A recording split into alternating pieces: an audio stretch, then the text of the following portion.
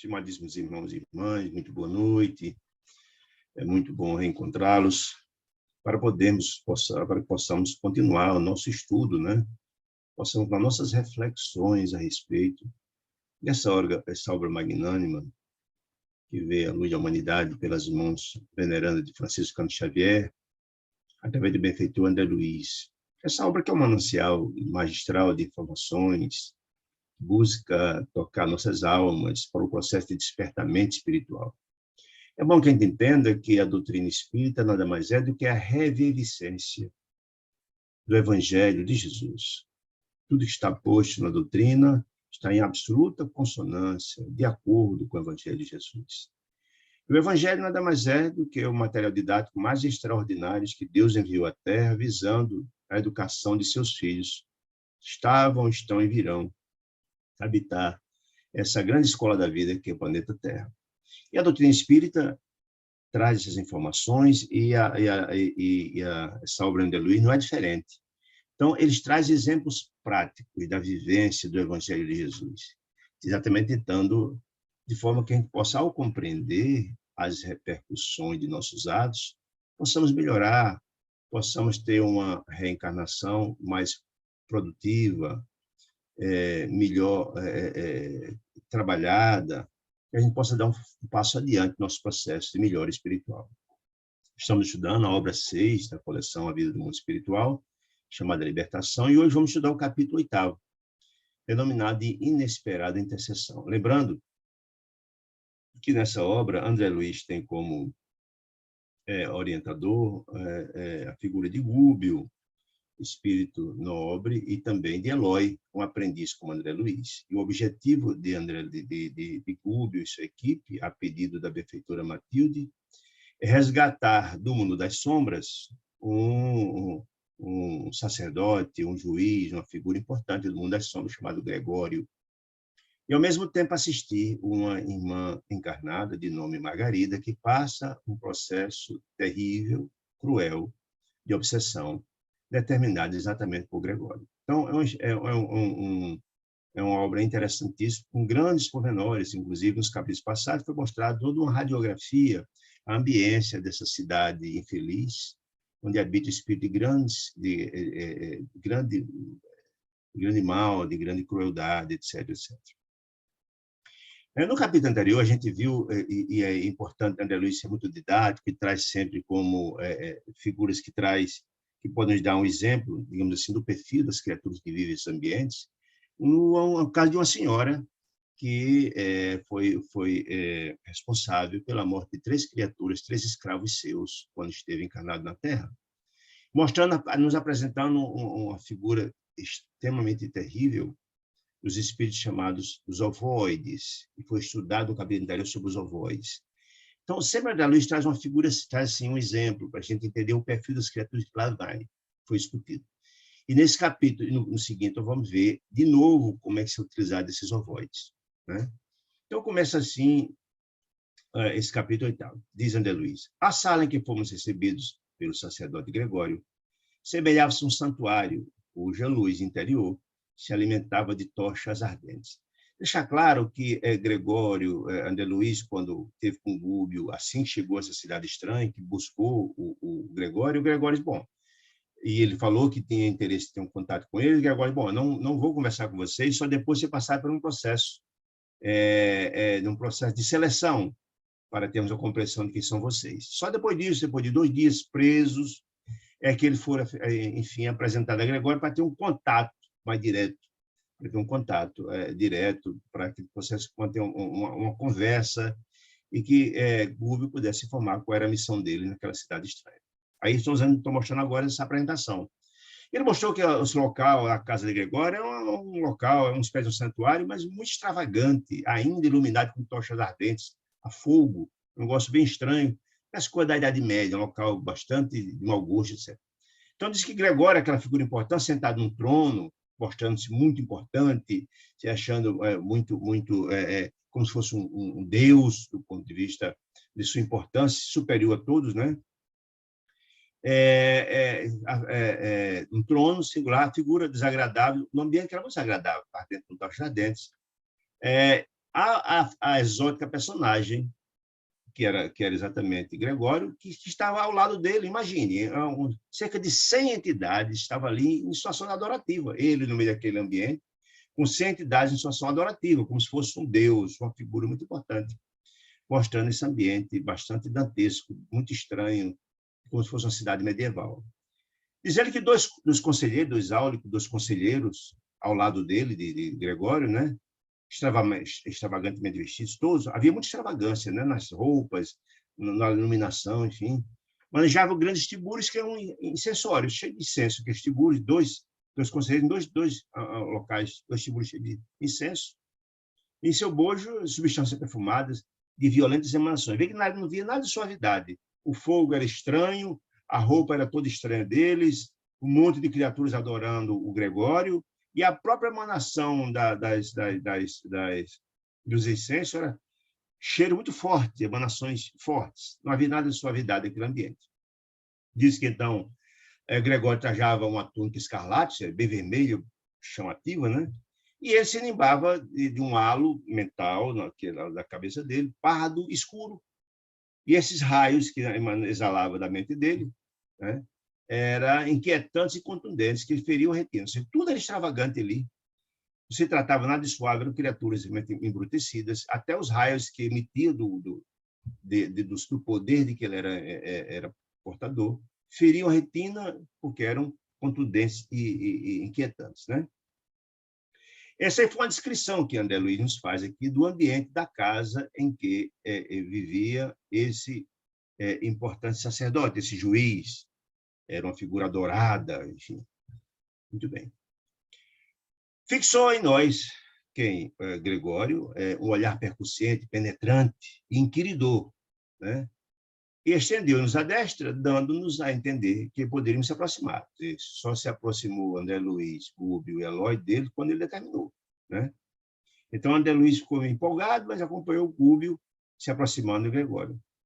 Aí André Luiz ficou pensando, quem seria Gregório naquele recinto? André Luiz pensando, quem seria na mente dele? Um chefe tirânico ou um ídolo vivo, saturado de misterioso poder? Sim, porque precisa entender que as criaturas das trevas também são detentores de muito poder. Nós vimos isso naquele julgamento anterior. O poder que eles têm é imenso, um poder ditatorial, né? Um poder terrível, né? Então ele ficou pensando, quem seria essa criatura, né? 12 criaturas ladeavam o dourado assento, ou seja, lembra que ele tinha 2 auxiliares e tinha 100 criaturas lá em função de adoração, mas tinha 12 pessoas que estavam ao lado dele, ajoelhadas ao lado do trono dele.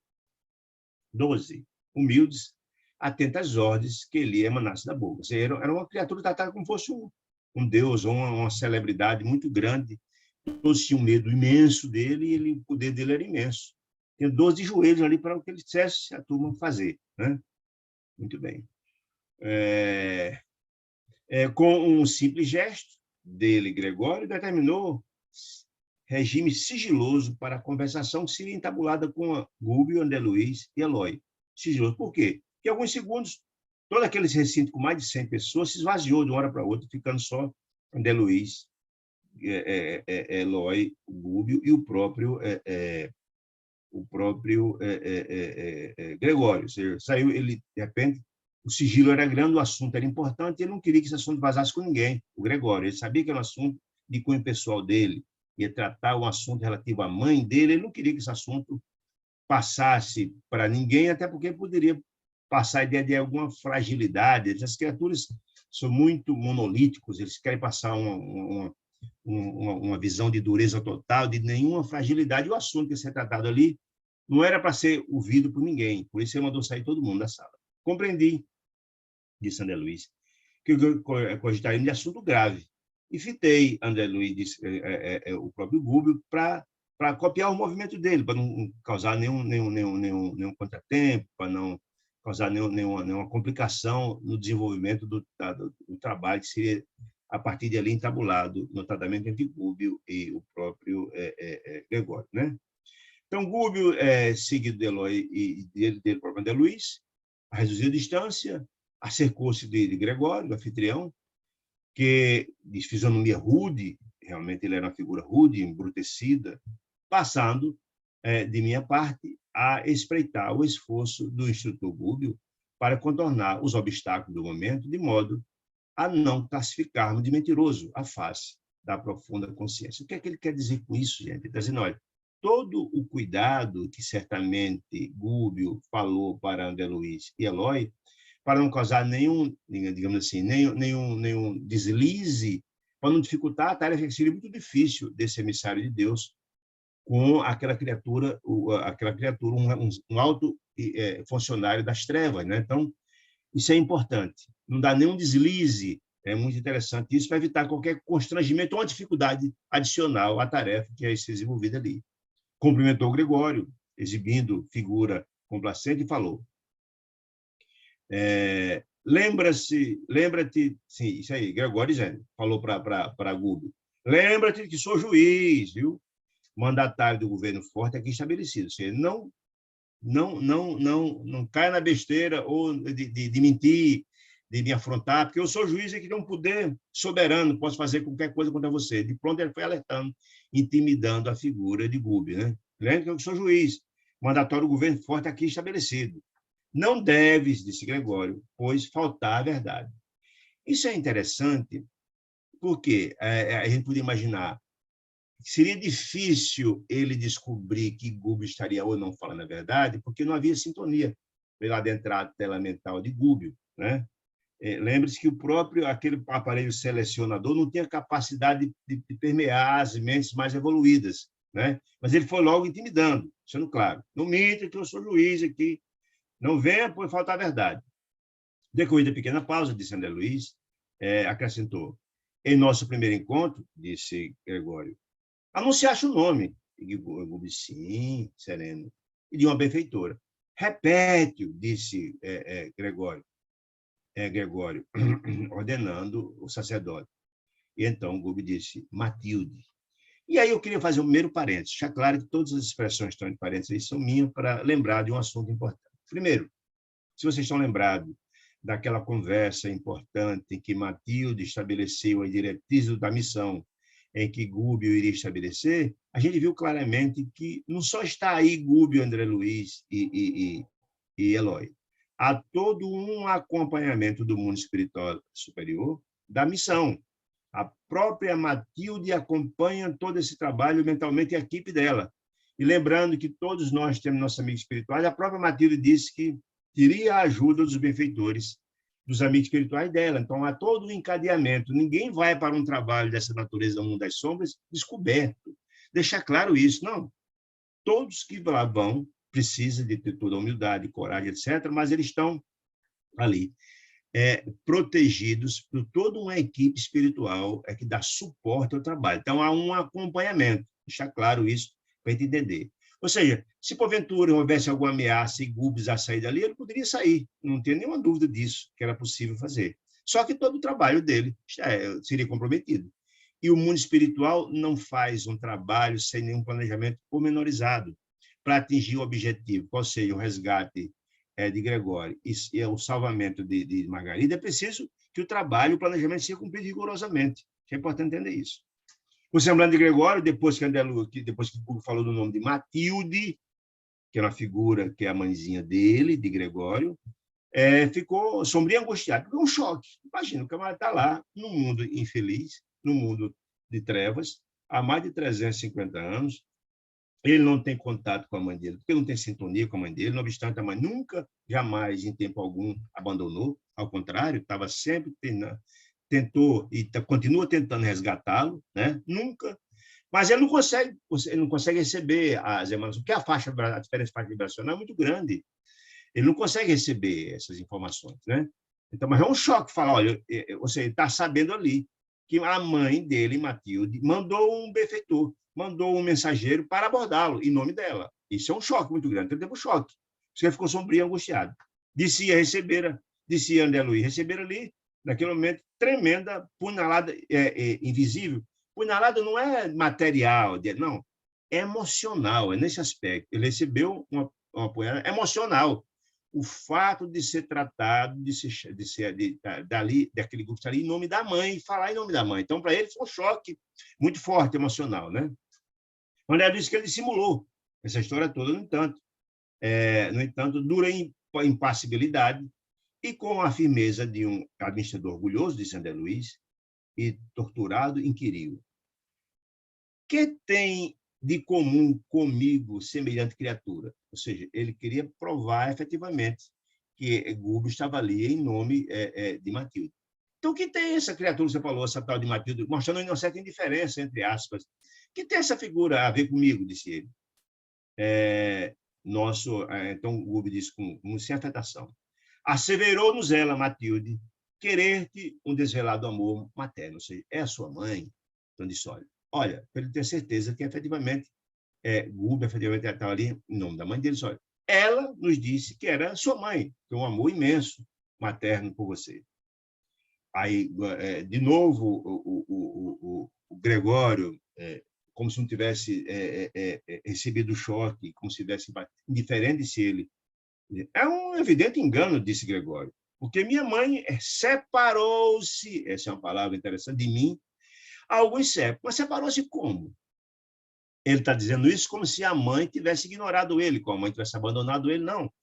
Ela está no lugar que lhe cabe, pelos méritos que tem, e ele está no lugar também onde está, pelo demérito que tem. Ele foi atraído daquela região infeliz e continua praticando muito mal, por isso está lá. E a mãe dele, por ser um espírito bem mais elevado, ela habita regiões sublimes pela sua elevação. Mas na cabeça dele, está dizendo: não, minha mãe me abandonou há séculos, na cabeça dele. E aí, a mãe que manda amor e desejo, faz tudo por ele, sequer ele consegue perceber diante do estágio de profunda ignorância do coração dele, né? Ao demais, disse ele, ainda que me interessasse tal reencontro, disse ele, Gregório, ainda que está como se não tivesse interessado, ainda que porventura me interessasse tal reencontro, estamos fundamentalmente divorciados um do outro, separados um do outro, disse ele. Ela, minha mãe, serve o Cordeiro de Deus, Jesus, e eu sirvo os dragões. Essa foi a expressão, dura e rude. Olha. Por mais que isso não tem a menor possibilidade. Né? Primeiro, porque minha mãe me abandonou. Ela tomou um caminho, eu tomei outro. Eu sirvo aos dragões e ela serve o Cordeiro de Deus. E aí também é interessante de entender que mesmo essas criaturas das trevas, eles não desconhecem a existência dos seres iluminados, dos seres sublimes, de Deus, dos emissários da sublimidade. Não desconhece, apenas não sabe quem são. Não os conhece porque não tem capacidade de elevação para chegar nem próximo a nenhum deles, mas sabe que existe. Né? Não sabe a natureza deles, não conhece a sublimidade da autoiluminação, mas sabe que existe. Né? Não, mais que se fosse possível assim, seria impossível, porque ela serve o Cordeiro e eu sirvo os dragões. Então, tem aqui uma nota do autor espiritual, de André Luiz, explicando para a gente entender aqui. Quem são, na verdade, os dragões? Espírito caído no mal, desde as épocas primeiras da criação planetária, e que operam em zonas inferiores da vida, personificando líderes de rebelião, de ódio, vaidade e egoísmo.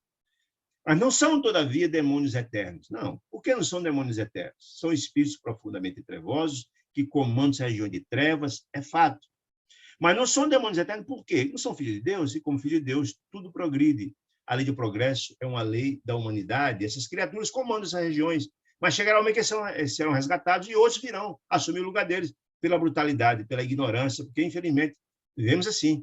Não falta criaturas bestializadas e brutalizadas. Alguns saem, como vai ser, vamos ver no final do livro, o próprio Gregório vai ser resgatado, mas virá outro lugar dele.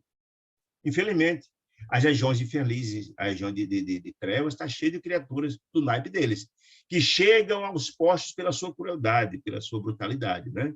Então, deixar claro isso. São criaturas caídas no mal desde a existência do planeta, porque são criaturas que comandam esse mundo de trevas, né?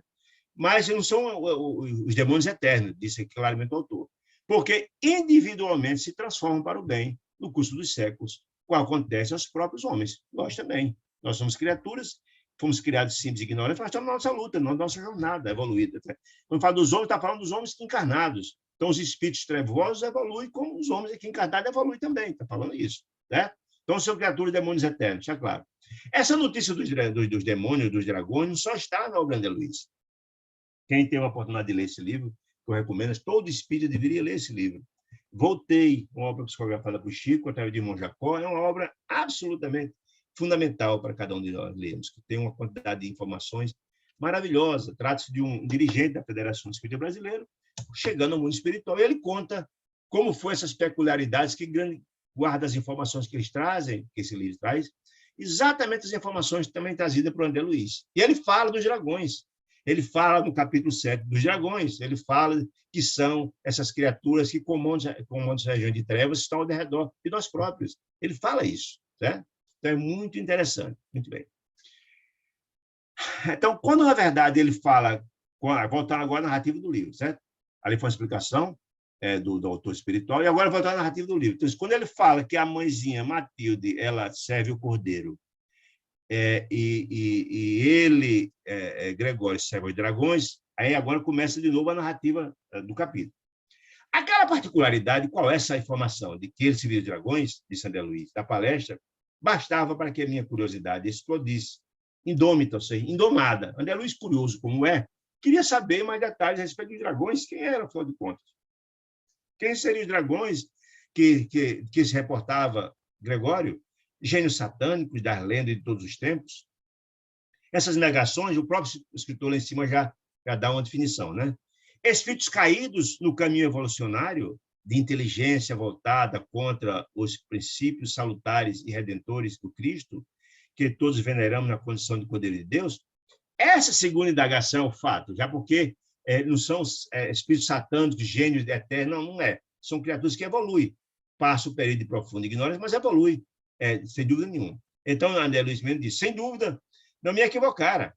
No entanto, Gúbio lançou-me significativo olhar, certamente depois de sondar-me em silêncio, a perquisição íntima, convidando-me sem palavras a selar os lábios entreabertos de assombro.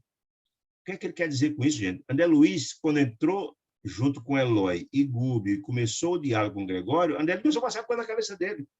E pelo processo de telepatia, Gúbio captou tudo. Mas, efetivamente, por que Gregório não captou? Porque ele tem outra sintonia. Não tem outra sintonia. Mas Gúbio, como ser mais elevado, captou o que André Luiz estava pensando. E, ao mesmo tempo, por telepatia, sem verbalizar nada, diz, cala, pelo amor de Deus, não é o momento aqui de discutir isso, não. Cala, se acalma, se tranquiliza, não é o momento para isso. Diz assim, ó.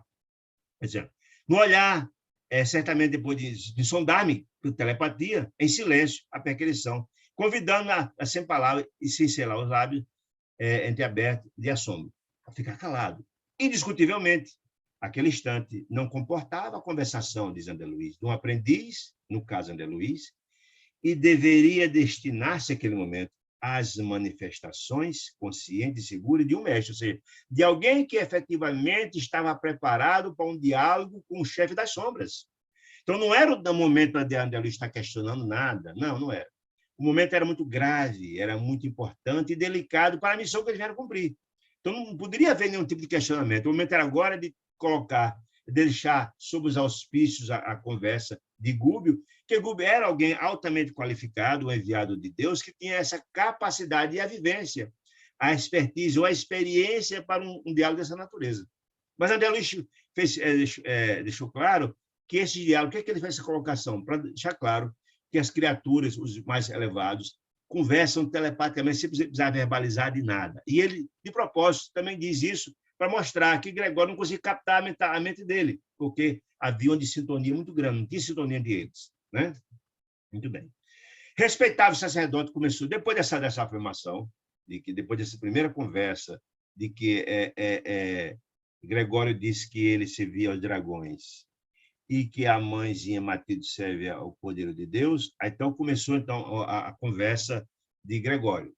Respeitável sacerdote, disse Gregório, com grande surpresa para mim. André Luiz surpreso, porque André Luiz achava que, e aí a inexperiência dele, né, achava que Gregório, que Gúbio ia chegar lá e ia impor. Não funciona assim. Há toda uma estratégia traçada adredemente, lá para trás, de como abordar. E certamente a humildade é algo absolutamente importante para se ter objetivos junto às criaturas das sombras embrutecidas. Você não pode tratar com descortesia, porque se iguala. Você mostra que é diferente dos outros, agindo diferente. Então, disse ele, Respeitável sacerdote, disse Gubbio, não te posso discutir os motivos pessoais. Que motivos pessoais que ele está falando? Ele não pode discutir, Gregório, os motivos pelos quais você serve os dragões, disse ele. É uma decisão sua. Né? Só, não te posso discutir os motivos pessoais pelos quais você está aliado aos dragões, essas criaturas das trevas, etc, etc. Sei que há uma ordem absoluta da criação, disse ele, disse Gubbio, e não ignoro que cada espírito é um mundo diferente e que cada consciência tem a sua rota. Ou seja, você escolheu o seu caminho das trevas, você está lá aliado por uma questão de sintonia que tem com as criaturas das sombras. Já Matilde, ela trilhou o caminho inverso, o caminho da luz, do amor, da fraternidade, da indulgência, do perdão, da caridade. Por isso ela habita regiões superiores, porque ela trilhou o caminho compatível com suas ações. Ela conquistou esse caminho. E você trilhou o caminho inverso, o caminho das sombras, você está aqui e ela está lá. Em outras palavras, é isso que Gubbio disse claramente. Ele não queria discutir por que ele estava lá dos dragões. Então, o Gregório ficou enfurecido, né? Criticas, porventura, os dragões que se incumbem da justiça? Olha que ousadia. Da justiça? Perguntou Gregório, duramente. E aí é interessante que a gente mostra com essa primeira palavra, com essa frase, que, na verdade, Gregório tenta se explicar por que está lá dos dragões. E começa a se justificar.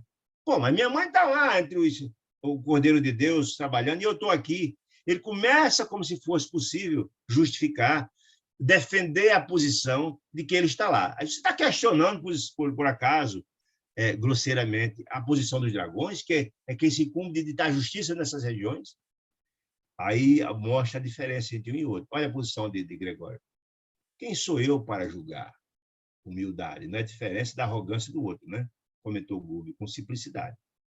Não passo de um servidor na escola da vida. Olha aqui a diferença. Por exemplo, não cabe a mim julgar ninguém, disse Gubbio, porque eu sou um servidor. O que é servidor? Servidor acolhe, servidor assiste, servidor ajuda, servidor sustenta. Né? Não julga ninguém, ao contrário, aqueles que estão a serviço da luz, ninguém está para julgar ninguém. Jesus não julgava ninguém.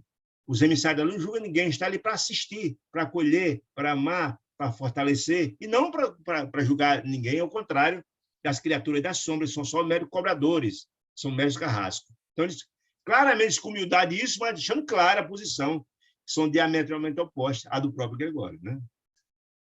Aí Gregório volta com toda a carga. Sem ele, seus dragões, prosseguiu ele, dizendo, colérico, que seria da conservação da terra? Como poderia operar o amor que salva? E ele tem a compreensão de que o amor salva. Como poderia operar o amor que salva sem a justiça que corrige, disse ele. Como assim? Só que, na verdade, a metodologia é diferente. Todos nós sabemos que mesmo a mente profundamente culpada, o principal tribunal e o mais inclemente é nossa mente culpada. Ela nos busca corrigenda, Deus nos dá as possibilidades. Existem essas metodologias. Mas as criaturas das sombras que não conhecem o bem, não conhecem o amor, etc., acham que a única forma de corrigir as criaturas infelizes é utilizá-las como se fosse carrasco, como se estivesse fazendo bem. Na hora que as criaturas das trevas utilizam essa metodologia, também estão cometendo mal. Também estão cometendo injustiças e vão responder por isso, não tem dúvida nenhuma. Né? Aí disse ele, os grandes juízes, disse ele, são temidos e condenados, ou seja, os dragões são condenados, como ele, o próprio Gregório, se está na qualidade do juiz. Né? Entretanto, suportam, disse Gregório a Gubbio, suportam eles os resíduos humanos, o lixo humano, os espíritos qualificados. Convive com as nojentas chagas do planeta. Ele está defendendo a ideia, está justificando o porquê dos juízes, dos dragões, etc., etc. Né? A chaga do planeta. Lidam com os crimes do mundo, convertem-se em carcereiros dos perversos e dos vícios. Ou seja, ele está dizendo que são heróis os dragões. Essa mentalidade deles é a mentalidade de quem não conhece a luz. Acha que sendo carrasco está fazendo um bem à humanidade. Né? São os salvadores da humanidade, se acham aqueles que praticam a justiça divina, e isso não é verdade. Né? Mas é a argumentação dele, até para justificar a posição dele. Né? Disse ele. É a maneira da pessoa, e a maneira de pessoa culpada, justificando André Luiz, ele se justificando, que estima longas justificações, continua irritadíssimo. Ele continuou se explicando, para tentar justificar a posição dele, né? Disse ele. Os filhos do Cordeiro poderão ajudar a resgatar muitos, ele próprio compreende que existe Jesus e que os emissários de Jesus resgatam muitos, e é fato, o próprio Google está ali para resgatá-lo, ele não sabe ainda disso, mas está ali para resgatá-lo, né? Então, os próprios filhos do Cordeiro poderão ajudar muitos, a resgatar muitos, disse o próprio Gregório. No entanto, milhões de criaturas, como sucede a mim, Gregório mesmo, não pede auxílio nem liberação, mas mostra o orgulho. É admitir que, na verdade, eles estão cometendo um ato muito grave, mas que está muito satisfeito. Não quer ajuda, não quer mudar. Ele quer continuar sendo essa palmatória do mundo, sendo esse cruel, sendo esse camarada, esse carrasco. Eu não quero... Eu até admito que os emissários do poder podem resgatar muitos da região infeliz. Chama resgatar, é claro isso. Mas eu, por exemplo, e muitos, não tenho interesse nenhum em auxílio, nem liberação, nem coisa nenhuma. Nenhum, né? E milhões de criaturas como eu também não têm interesse nenhum. Quer continuar aqui, estou muito feliz. Ele quer dizer isso, né? Afirma-se que não passamos de transviados morais. Quem?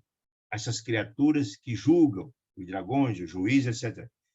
Afirmam essas pessoas que são transviados morais? Pode até ser, disse ele. Seremos, então, criminosos, e ele admite, seremos, então, criminosos, vigiando-nos uns aos outros, você vigiando os outros criminosos, em fazendo a justiça, ele cometendo o crime para cobrar dos outros, cometendo também abusos, etc, etc, etc. Né? Ele mesmo está admitindo isso, né? Para se justificar, como se fosse para se justificar isso. Né? A Terra, olha aqui, que absurdo, a Terra pertence-nos. Pertence a quem? Às sombras, que quero dizer. Pertence a gente.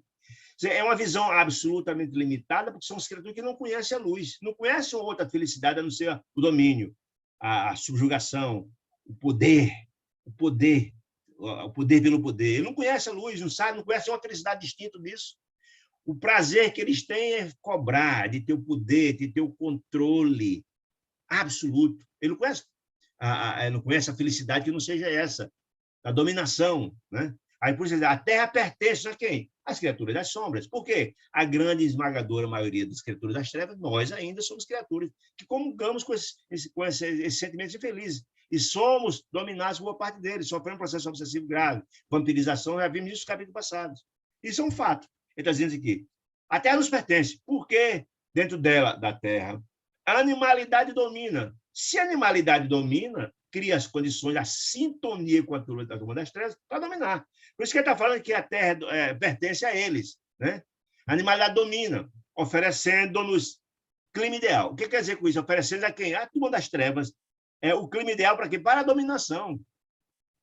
Para o grande objetivo deles, que é exatamente continuar tendo o domínio da Terra. Eles não querem que a luz avance. Por isso o processo de transição é tão complicado. Como é que a transição espiritual vai sair da Terra de um planeta de provas e expiações para a regeneração? Quando a luz for ganhando o espaço que as sombras estão postas.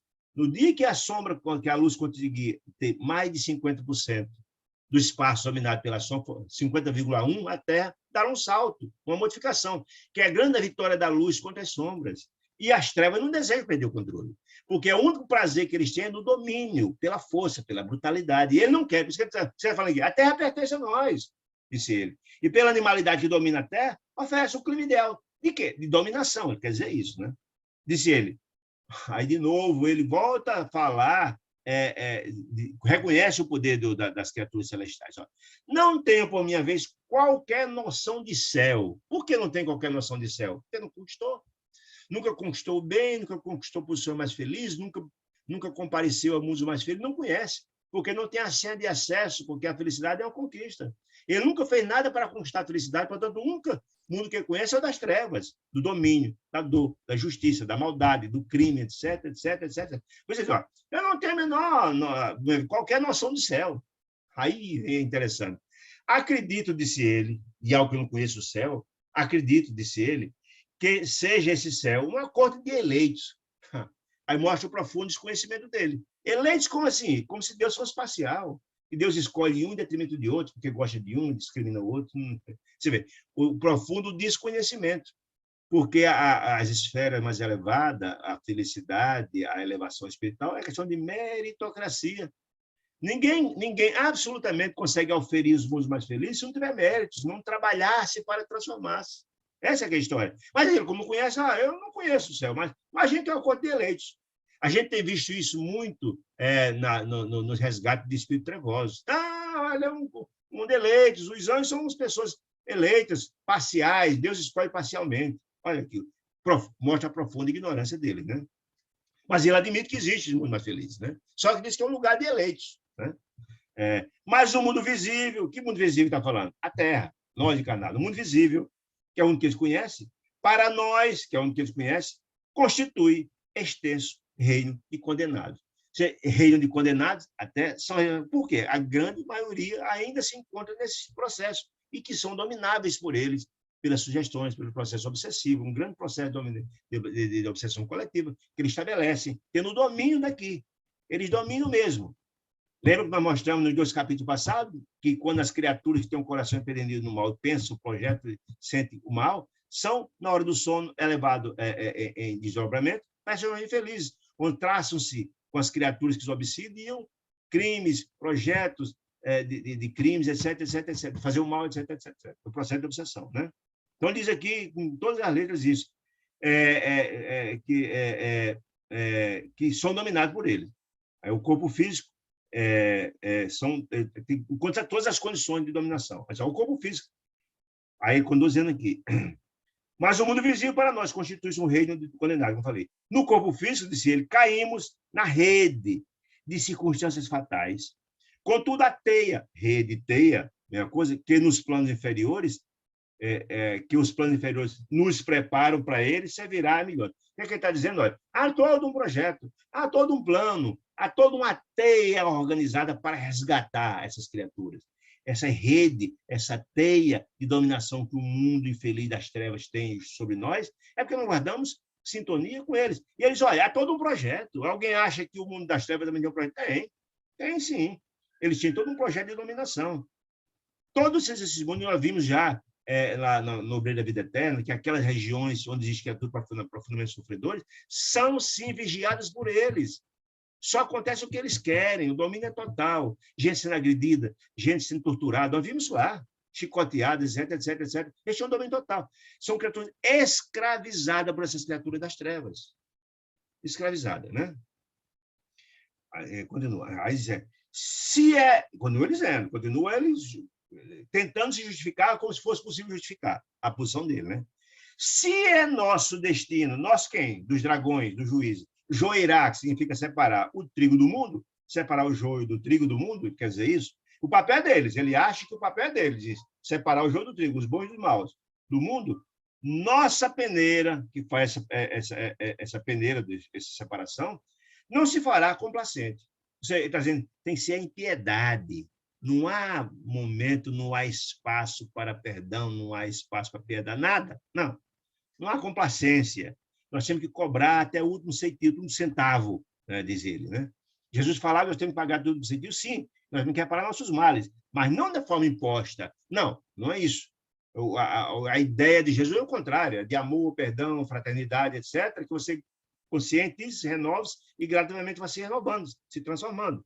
O deles é o contrário. E o deles é cobrar simplesmente. Não estão preocupados em você se renovar, se você vai sofrer.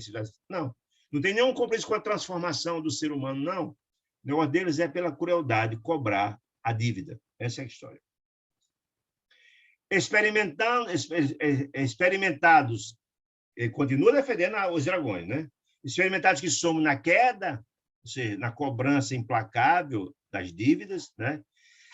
Provaremos todos os que nos surgirem no caminho, ou seja, que cai na rede, que cai na teia, todos terão que passar pela nossa peneira, digamos ele, né? Diz ele, ordena os grandes juízes, os dragões, que guardemos a porta. Guardemos a porta é a vigia dessas regiões trevais. Eles têm um domínio total. Volta a lembrar lá do Obreiro da Vida Eterna, aquela região de pântano, de sofrimento, as criaturas mergulhadas naquele charco. Ninguém podia sair. As entidades do bem tentando resgatá-los e chicoteá-los, etc, etc, etc. Então, você está dizendo, sim, eles vigiam, sim, esse mundo das trevas, tem um domínio total deles.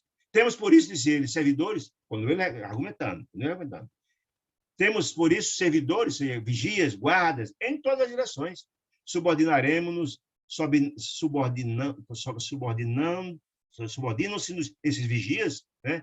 Todos os homens e mulheres afastados da evolução regular.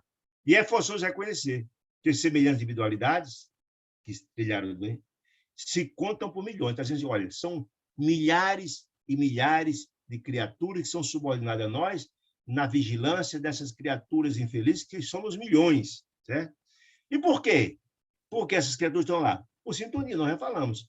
Ninguém que está lá no mundo, e André Luiz, no capítulo anterior, trouxe o perfil com aquela senhora, a dona de escravo, que cometeu crimes graves, não fez nada. Ali é um mundo expiatório. Todos que estão ali cometeram gravíssimos erros. Mas aquele é um lugar finito. É importante entender isso. No dia que o mundo se renovar, ou no dia que a luz preponderar as sombras, esse mundo acabará. E não terá mais sintonia. Essas criaturas que lá estão não terão mais possibilidade de reencarnar. E por não ter mais sintonia com os que estão encarnados, irão para mundos outros, serão degradados, exilados para mundos compatíveis onde se encontrarão sintonia com eles. Essa é que é a história. Né? Além disso, disse ele continua uma argumentação, ficou muito raivoso, achando que, falando que Google falou sobre que era uma escolha, da mãe dele está nos lugares celestiais e ele está naquelas regiões, dos dragões ele ficou ofendido, ele está tentando justificar o injustificável. Né? Além disso, disse, de toda essa argumentação, os tribunais terrestres, nós tribunais humanos, são insuficientes para a identificação de todos os delitos que se processam entre as criaturas. O que ele quer dizer com isso? Muitos atos são realizados por nós encarnados que a lei não alcança. Quer seja porque a lei, que os tribunais não têm capacidade de julgar todos, que a quantidade de crimes são muitos, quer seja que atos que a gente comete que para os códigos humanos não são sequer crimes, mas para Deus são. Ele quer dizer isso. Né? Muito bem. São insuficientes para a identificação de todos os delitos que se processam entre as criaturas. Mas nós, as criaturas das sombras, os dragões, os juízes, quer dizer, sim, é que somos os olhos das sombras. Ele diz, os olhos das sombras, das sombras. As sombras na cabeça dele que faz a justiça, os olhos das sombras, né? Para os quais os menores dramas ocultos que os tribunais da Terra não alcançam não passam despercebidos. Ou seja, eles estão afirmando categoricamente que eles são as palmatórias do mundo. São a palmatória do mundo, são os cobradores do mundo, com impiedade, com crueldade. Não tem interesse algum de redimir ninguém, de buscar ninguém arrependimento, coisa nenhuma, de educar, de transformar ninguém, nada. O negócio deles é cobrar, cobrar e cobrar. É a palmatória do mundo. Antes do intervalo, depois dessa argumentação imensa que ele fez, tentando justificar a posição deles e a posição das próprias criaturas infelizes que dominam aqueles ambientes, chamados de dragões, antes do intervalo que se fizeram, André Luiz, que olhou o rosto de Gúbio, e o Gúbio estava tranquilo, mesmo aquela argumentação imensa, o Gúbio estava tranquilo, sem qualquer alteração. Fitando Gregório, com humildade, considerou. Aí, depois de toda a explanação, então, Gúbio vai fazer um contraponto. E aqui tem, de novo, uma nota do autor, que diz o seguinte, a nota, explicando essa fala de Gregório. Não devemos esquecer que a argumentação procede de um espírito poderoso nos raciocínios, porque é alguém que tem grande hierarquia e tem inteligência. Não adianta de imaginar que essas criaturas das trevas são inteligências vigorosas, sem dúvida nenhuma, e que ainda não aceitou a iluminação do Cristo. Idêntico, pois, há muitos homens representativos no mundo obcecados pelos desvarios da inteligência. Gente, a gente precisa entender o seguinte, a gente fala da crueldade, da brutalidade do mundo espiritual, mas a gente vê aqui parecido. Quantas lideranças tirânicas o mundo tem, que cometem coisas absurdas, estão interessados pelo poder, só pelo poder, não tem preocupação nenhuma em redimir ninguém, em transformar ninguém, em melhorar a situação do povo, coisa nenhuma, só o interesse pelo poder, e comete coisas brutais, grotescas, crimes absurdos, incentivados pelas criaturas das sombras, é fato. Mas só mostrar isso, nós temos uma compreensão mais ou menos. Então, o autor dizendo, olha, lembre-se que essa é uma criatura, a argumentação deles, de alguém que não foi tocado ainda pelo amor da iluminação do Cristo. Aí agora André retoma a narrativa, mostrando a fala, o contraponto de Gúbio a essa fala de Gregório, tentando justificar o justificável. disse ele. Olha a diferença de humildade. O outro grosso, grotesco, grande sacerdote. Eu sei que o Senhor Supremo, Deus, portanto, o Senhor Supremo, nos aproveita em sua obra divina, segundo as nossas tendências e possibilidades de satisfazer o desígnio. O que é que ele quer dizer com isso? Só existe vocês aqui nessa região de sombra porque Deus permite. Deus entende que é importante, de alguma sorte, o que vocês fazem aqui. As criaturas que o mundo comete crimes bárbaros, às vezes precisam passar pela dor para entender, para chegar mais rápido ao processo de autoiluminação. A chegar, depois da dor, para chegar ao mais rápido processo de culpa, que é um grande começo. O remorso e a culpa é o grande processo do começo do processo de mudança. Deus até que entende que não tem como transformar tudo de uma hora para outra. Você precisa vencer a dor, você precisa passar pela dor, você cair para poder aprender. Então, dizendo, vocês só existem porque Deus permite, está dizendo isso, em outras palavras, né? Aí ele começa a dar um exemplo. Os fagócitos, que são a defesa contra a infecção que nós temos no organismo, os fagócitos encarregados pela defesa do organismo contra a infecção do corpo humano, são utilizados na eliminação da impureza, para evitar que a gente enferme com o processo de infecção. Do mesmo modo, disse ele, um exemplo, que a faísca elétrica irrompe o relâmpago, né, insofreável, a fim de sanar o desequilíbrio da atmosfera. Então, do mesmo jeito que vocês operam aqui e, de alguma sorte, causam bem pelo mal, de alguma sorte, os fagócitos fazem a mesma função de combater as impurezas, e os relâmpagos também de fazer um processo de limpeza da atmosfera. São importantes. Então, está mostrando que é importante. Aí Google disse, respeita assim o teu poder, porque a sabedoria celeste conhece a existência das folhas ternas iniciais das árvores, mas sabe também a razão do teu extenso domínio. Ou seja, do mesmo jeito que Deus sabe que cada árvore tem suas folhas ternas, também sabe o que está acontecendo aqui. Não é desconhecido de Deus, muito pelo contrário. Entretanto, não concordas, disse Gúbio, que a nossa interferência, nossa de quem? Das entidades da luz, dos emissários de Deus, a nossa interferência, prevalece sobre a fatalidade? Círculo fechado de circunstância que nós mesmos criamos? Ele está nos dizendo o seguinte, você sabe que Deus jamais abandona os seus filhos e há o tempo todo a interferência, a assistência do Pai a todas as criaturas que aqui estão, inclusive a você, em outras palavras, né? Continua, então, a palavra harmoniosa, mas passando recados. Gúbio passando recado o tempo todo. Vocês existem porque Deus permitem. Né? Aí, quando dizendo, não estou habilitado a apreciar o trabalho ruim, disse Gúbio, com humildade, né? que administra esse esposo de sofrimento reparador. Ou seja, esses mundos expiatórios. Disse, eu não estou aqui incumbido de fazer julgamento nenhum, até porque meu papel não é julgar nada. Eu estou aqui, eu sou um servidor de Deus. O servidor acolhe, assiste, ajuda, não estou para julgar nada. E estou julgando vocês. Eu quero dizer isso, né? Conheço, contudo, disse ele. Olha aí ele começa a fazer um pormenorizar os ambientes de terror e de angústia que ele viu ali. Dizer, conheço, contudo, os quadros pavorosos que se desdobram a teu olhar. Ou seja, basta olhar aqui ao redor dessa colônia para ver tanta dor, tanta angústia, tanto sofrimento, tanto choro, tanta angústia, né? Observe, disse ele de perto, os criminosos que se imantam uns aos outros, no processo de vampirização, como aquele que ele viu daquela senhora, né? Sondo, disse, olha as palavras-chave, né? Conheço, né? Observo, todo esse ambiente. Tá? Sondo também, disse Gúbio, de quando em vez, os dramas sombrios daqueles que jazem nas furnas de dor, magnetizados ao mal que praticam.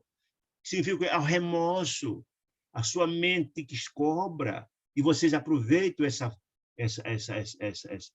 complexo de culpa para cobrar violentamente.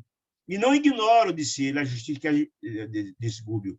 Eu não ignoro que a justiça deve reinar. E Jesus falava que quem cometeu seus erros vai pagar até o último centavo. Não, eu não ignoro. Consoante a determinação soberana. Que a lei de Deus ela é inderrogável. As leis de Deus são inderrogáveis. Quem faz o seu mal vai ter que reparar o seu mal.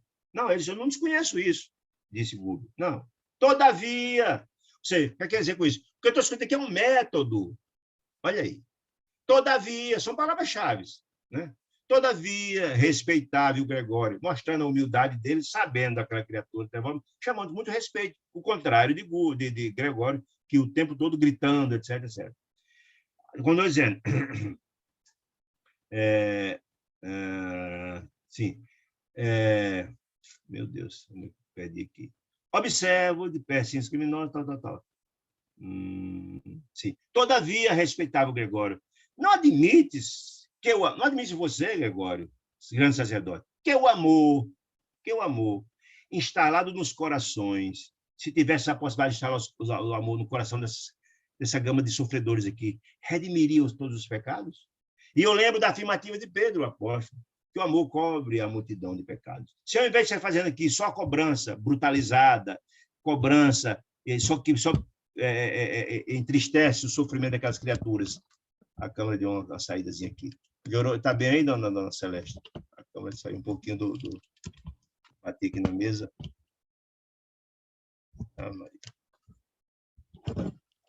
Saidinha aqui. Deixa eu ver se eu consigo acertar aqui.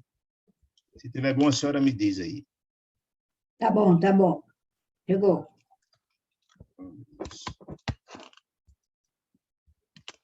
Estou escorregando aqui um pouco. Está centralizado aí? Agora, eita. Interessante. Está subindo e descendo, subindo Não e é descendo. eu estou tentando regular ela aqui. Piorou? Tá bom? Tranquilo? Agora tá bom, tá bom. Já deu. Então, ele dizia o seguinte. Aí Pedro falava que o amor cobre a multidão de pecados. Se ao invés de estarmos aqui simplesmente sendo a palmatória do mundo, se fizesses o amor, não redimiria todos os pecados gradativamente, transformando as criaturas? Olha a argumentação extraordinária de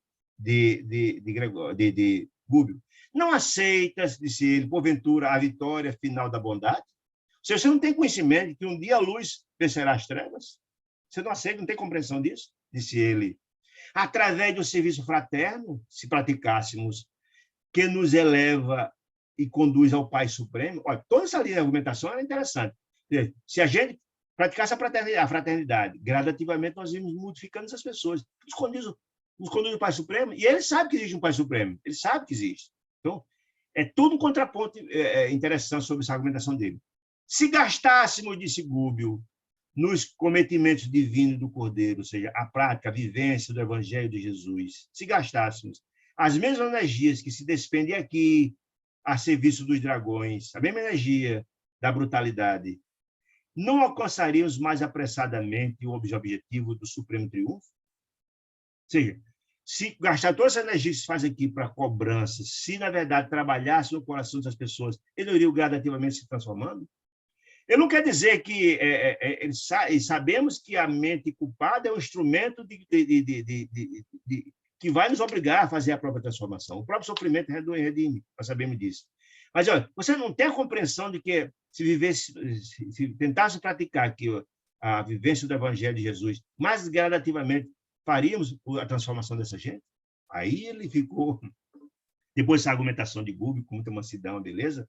Ele foi enfurecido. O sacerdote ouviu contrariado e clamou desagradável inflexão de voz.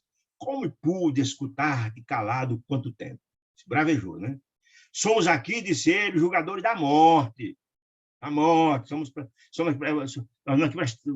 aqui para pedir a conta, né? De todos aqueles que malbarataram os tesouros da vida. É interessante que malbarataram o tesouro da vida. Ele tem compreensão que quem fez, que Deus deu tudo a cada um de nós, ele não malbaratou. E estão por ele cobrando. Ele tem compreensão que existe o bem. Ele não é desconhecedor disso. Não. Nós somos julgadores da morte. Estamos aqui para julgar aqueles que malbarataram os tesouros da vida. Deus deu e foi mal utilizado. E ele não está fazendo algo parecido, não está faltando caridade para com aqueles criaturas que chegam ali em profundo sofrimento? É interessante isso. Quer dizer, quem não conhece a luz, por isso aquela explicação do autor espiritual é interessante. Quem não conhece a luz, o único prazer, a única visão que tem no domínio, na prática do mal, né? Na prática da cobrança brutalizada. Não entende ele que ele mesmo está se comprometendo, terão que responder por isso, né? Como inocular o amor, disse ele. Isso é que está argumentando agora. Como posso inocular o amor em corações enregelados? Não disse o Cordeiro, olha, ele enaltece Jesus.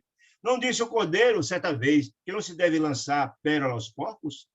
Para cada pastor, significa da terra. Para cada homem de bem que conduz outras pessoas pelo exemplo, significa isso. Há 1000 porcos ostentando as insígnias da casa, encarnados, para cada um homem de bem. Há 1000, disse ele, assim, de forma exemplificativa, né? E se o teu mestre, que é Jesus, reclama pregoeiro, reclama pastor, para o seu apostolado, que fazer de nossa parte, senão constituir equipe de inteligências vigorosas, cruéis, como ele, juízes, os dragões, né? Especializados em corrigir, ou seja, brutalizados para cobrar, as criaturas delinquentes que se colocam sob a nossa vara diretiva? Em outras palavras, os carrascos que vão rolar as cabeças dos que cometeram erros graves? Que seria do mundo se não fosse nós? Tendo justificado. Os dragões são os gênios conservadores do mundo físico, que se esmeram em preservar a aglutinação dos elementos planetários. Eles acham que estão fazendo um bem imenso, né, na cabeça dele. Coerentes com a lógica, disse ele, não, com essa lógica dele, não entendemos o paraíso de imposição, disse ele. Se o amor conquistasse a terra, de um dia para o outro, desintegrando-lhes os abismos escuros, a fim de que a luz sublime aí brilhasse para sempre, fácil a instância, como acomodar nesse clima celestial, disse ele. O que quer dizer com isso, gente? Ele disse, olha, coerente com essa nossa lógica, não entendo um paraíso fácil de imposição. Um paraíso não é de imposição. Deus nunca impôs nada a ninguém. Por isso nós temos o nosso livre-arbítrio. Nós caminhamos o caminho que nós achamos conveniente. A própria Matrix trilhou o caminho da luz, e ele trilhou o caminho dos infernos, o Gregório. Não é imposição. Aí mostra o desconhecimento imenso do mérito da felicidade. Deus não impõe nada a ninguém. Deus ama todos, deseja o bem, mas nos mostra o caminho, nos manda auxílio, nos manda assistência, mas não impõe nada a ninguém, né? Aí, se o amor, de repente, conquistasse a terra, desintegrando, ele entende a desintegração dos abismos. Ele sabe que um dia esses abismos vão acabar. No dia que o bem suprimir, que a luz suprimir as sombras, o mundo, esses paraísos, essa região de sombra não acabarão. Claro, porque não terão mais possibilidade, não terá mais ninguém a quem sintonizar, vir para a terra. Já de repente acontecesse isso, desintegrando os abismos escuros, disse ele, a fim de que a luz sublime, e ele tem a compreensão da luz sublime, aí brilhasse para sempre. Fácil e instantânea. Como acordar nesse clima celestial com as consciências de lobos, leões, panteras e tigres, pela extrema analogia com esses animais ferozes, né, que ainda guardam com essas feras, guardam com essas feras, né? Almas essas que habitam formas humanas aos milhares e milhares. O que quer dizer com isso? O que faria dessas criaturas todas? Fica perguntando ele, a pergunta de Gregório. Mas de repente transformar até de uma hora para outra. Ele sabe que não acontece isso. Até não se transforma de uma hora para outra, é um processo gradativo. Deus ama seus filhos e dá todas as possibilidades pela gradativamente você conquistando o bem. É a questão da meritocracia, é um processo gradativo. Entendeu? Mas se de repente acontecesse isso, onde é que iria parar essas criaturas enfurecidas e brutalizadas? No dia que, na verdade, o amor preponderar sobre a luz, essas criaturas são simplesmente degradadas para outros mundos menos felizes. Aconteceu com Capela, nós sabemos disso.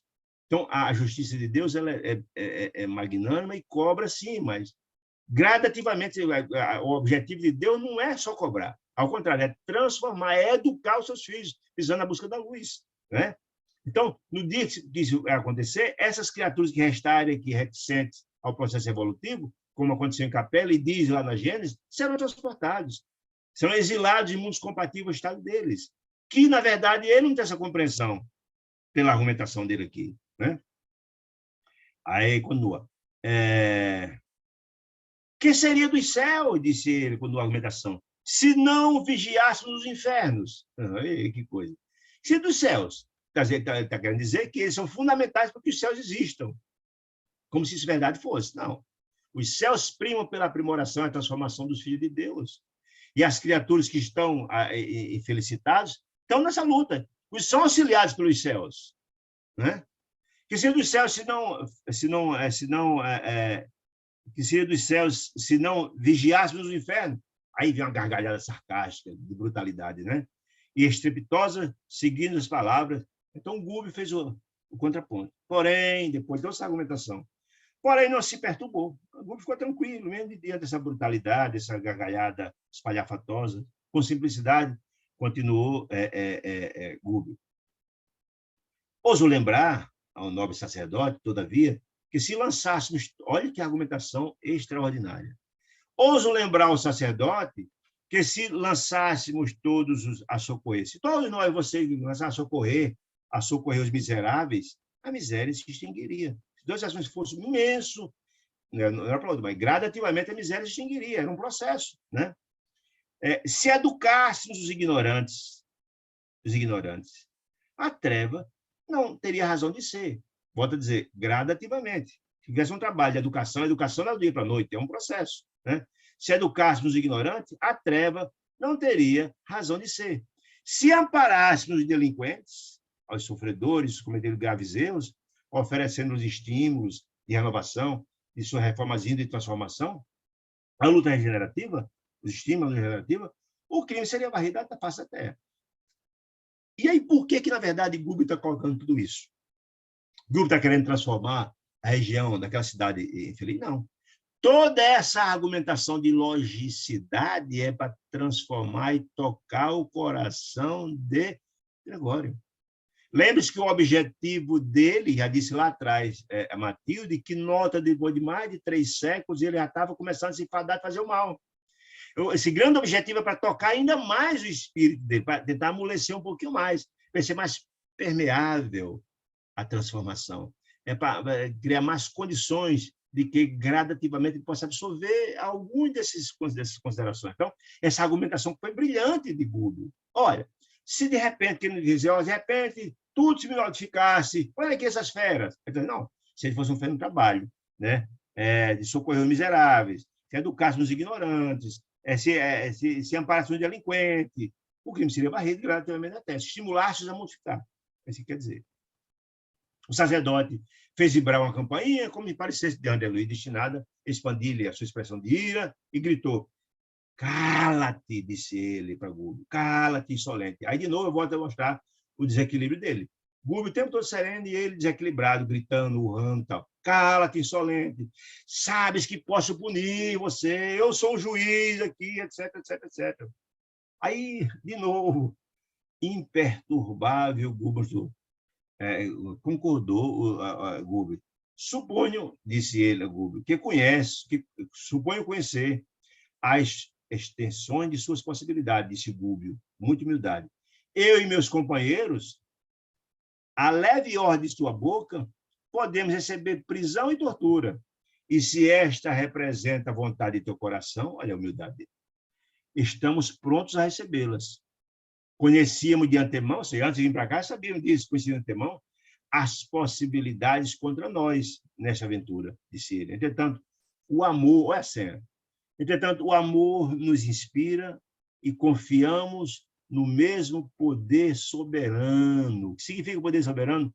De amparo. Deus não desampara nunca. Em outras palavras, você não pode fazer tudo o que quer, não. Eu estou aqui porque vim protegido por todo um suporte que me dá. Estou aqui em nome de Deus. Deixando bem claro aqui, ó, o amor nos inspira e confiamos no mesmo poder soberano que te permite aplicar a justiça. Deus permite que faça a justiça? Sim, mas também nós estamos aqui em nome deste poder soberano. Não é assim que funciona. Existe algo acima dessas suas deliberações aqui, em outras palavras. Né? Gregório fitou Gúbio assombrado, disse André Luiz, a vista de tamanha coragem, de tamanha tranquilidade. Ele desequilibrado, urrando, e ele com uma serenidade tranquila. E, de certo, aproveitando a transformação psicológica, Gúbio voltou sereno. Declarou-nos, olha aí, a hora de entrar com essa argumentação fantástica. Depois de ele já ter ouvido que existe, que ele não estava ali desamparado, não, estava ali em nome de Deus. Ele não podia qualquer coisa contra os emissários de Deus. Declarou no Matilde, que Matilde? A mãezinha dele. Olha aí a argumentação, tocou o coração, o amor de mãe. Declarou no Matilde, a nossa benfeitora, Matilde, a sua mãe e nossa benfeitora, quer dizer, eu estou aqui em nome dela, né? Que a tua nobreza, olha, a mãe a tua nobreza não se esvaziou e que as tuas elevadas qualidades de caráter permanecem invioladas. Ou seja, ainda existe em seu coração algum valor. Sua mãe me asseverou isso. E ela não está mentindo, certamente, né? Não obstante, a direção diferente que imprimisse nos passos. Ela está lá no mundo celestial e você aqui. Mas que não existe algum valor de caráter em você. Por isso mesmo, identifico-te, disse Gúbio, o valor pessoal. Olha aí a senha bacana. Identifico o valor pessoal, chamo-te de venerável, respeitável dos apelos que dirijo. Se eu não entendesse que você tivesse algum valor, não chamava você de respeitável, não. Lhe chamo de respeitável, porque sua mãe me disse que os seus valores ainda existem em seu coração. Ainda existe em seu coração o caráter. Olha aí. Falou em nome da mãe e, de alguma sorte, disse que só te chamo de respeitável porque sua mãe disse que não existe em seu coração, que esses valores não estão adormecidos. A missão tem que tomar um destino diferente do dela. Olha, interessante. A cólera do sacerdote, depois de falar da mãe, depois de falar que a mãe disse que ele tinha algum valor, e etc. E depois de Gúbio dizer que estava ali pelo poder soberano, estava parado pelo poder soberano, a cólera dele amanhou-se, acalmou um pouco mais, quando falou da mãe, etc, etc. Aí disse ele, eu não admito em tuas informações, disse ele, não acredito em suas argumentações, disse o sacerdote. Não acredito no que você está falando. Setor contrariado. Mas ser claro na rogativa, ou seja, acabamos a apresentação. Eu disse a você, em outras palavras, eu disse a você como é que funciona aqui o mundo espiritual, tentei esclarecer as minhas razões porque eu sou aquecivo aos dragões, né? E você já vem com sua argumentação que diz que é emissário de Deus, de minha mãe. Me diga o que é que você vem atrás aqui, disse Gregório. O que é que você quer, afinal de contas? Disse Gregório, não disponho de tempo para falas inúteis. Depois de falar tudo isso, já foi tocado. Toda a argumentação e a estratégia com calma, serenidade, lucidez de Gúbio, tinha tocado, até que ele baixou um pouquinho a bola, né? Aí chegou a mostrar ainda a grosseria. Eu não tenho tempo para... O que é que você quer, afinal de contas? De novo, volta Gúbio, com toda tranquilidade. Venerável Gregório, chama de venerável. Explicou até porque chama de venerável e respeitável. Venerável Gregório, pediu nosso instrutor humilde, aí mostra a diferença dele. Serei breve. Ouve-me com tolerância e bondade. Aquela que sua mãe disse que ainda existe em seu coração. Disse ele. Não ignoras... Olha aí ele foi o ponto-chave. Não ignora você, Gregório, que tua mãe espiritual jamais se esqueceria de Margarida. Olha aqui o ponto. Ou seja, você não ignora que sua mãe, além de lhe amar, amava também Margarida. Ameaçada atualmente de loucura e de morte, sem razão de ser. Ele está dizendo, não ignora você que sua mãe, que me mandou aqui, ama Margarida. E que Margarida, você também sabe, você também tem compreensão de que, além de ela amá-la, ela está em tempo de enlouquecer, em tempo de morrer, sem razão de ser. Escutando o informe, o sacerdote modificou-se visivelmente, quando falou de Margarida. Porque até então, o nome Margarida não tinha surgido em canto nenhum. Ele modificou-se visivelmente, a expressão fisionômica, de inquietação indisfarçável. Assim, quando já tinha falado lá, o nome da mãe dele lá atrás, ele tinha ficado inquieto. Quando falou o nome de Margarida, aí ele ficou mais inquieto ainda. E o mais, o fato de dizer que a mãe advoga a causa de Margarida, que a ama, que a protege, né? Olha aí. A estranha auréola dele, de sombra, que ele revestia a fronte, disse André Luiz, revelou tonalidades mais escuras, de ódio. Quando falou Margarida, o ódio dele é muito grande por ela, pelas questões do passado, né? Dureza singular transpareceu dos olhos felinos e dos lábios que contraíram num ricto, ruído disfarçado, forçado, de infinita amargura. Isso André Luiz escrevendo um momento quando ele foi falado que a mãe que amava a Margarida, etc., e falando de Margarida. Tive a ideia, disse André Luiz, de que ele nos fulminaria, se possível fosse, mas conteve-se imóvel, apesar de expressão agressiva e rude. Ele sabe que não pode fulminá-los, ele sabe que são emissários do bem. Aí, de novo, a estratégia de Gúbio, muito sábia. Aí disse ele, as preces de Margarida, as preces dessa torturada filha espiritual, olha aí, as preces dela, atinge-lhe a alma abnegada e luminosa. De quem? De Matilde, da mãe. Ou seja, ela, num sofrimento imenso, prestes a enlouquecer e a morrer, do processo obsessivo grave, fez preces. E essas preces foram ouvidas por sua mãe, Matilde, olha aí, que é advogada dela, que intercede por ela. Olha que coisa. Então, eu estou aqui, amando de sua mãe, para interceder também, e até ele não sabe que é por ele, intercedendo a favor de Margarida, que sofre por causa de você. E as preces tocou o coração de sua mãe, que pediu, que está intervindo no sentido de salvá-la, de ajudá-la. Olha que interessante. Olha que interessante. Gregório, disse Gregório, Margarida empenha-se em viver no corpo, faminta de redenção. Ou seja, ela reencarnou disposta a renovar-se, a transformar-se, como teve no passado. Mas o desejo é esse, como filho de Deus, de ter um livre-arbítrio, de transformar, de renovar-se. Disse ele, aspirações de Margarida renovadoras banham-lhe a meninice. Houve um planejamento desde lá no mundo espiritual, e ela veio. Toda a meninice dela, ela reforçou no seu coração, de forma determinada. E agora que o casamento, em plena juventude, ela casou, lhe revigora as esperanças, deseja Margarida, deseja demorar-se no corpo de carne, na luta benéfica, de modo a ressarcir o passado culposo. Ela tem a noção de que cometeu graves erros. E quem não cometeu? Né? Mas ela tem a compreensão, deseja firmemente, é a sua missão nessa encarnação, fazer o bem, para ressarcir o mal que cometeu. Olha aí, olha que coisa. E ela está sendo ajudada por sua mãe, que fez ela no sofrimento. Presta a sua mãe, que está intercedendo por ela. Olha a argumentação interessante junto a Gregório, que ele é o causador desse mal.